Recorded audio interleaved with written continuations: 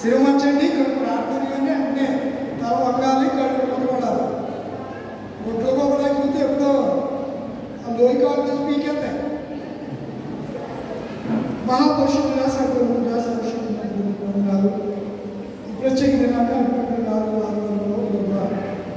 ప్రవేశపెట్టి మాతో మాట్లాడి ఉచిస్తూ నా మాట్లాడి కొరకు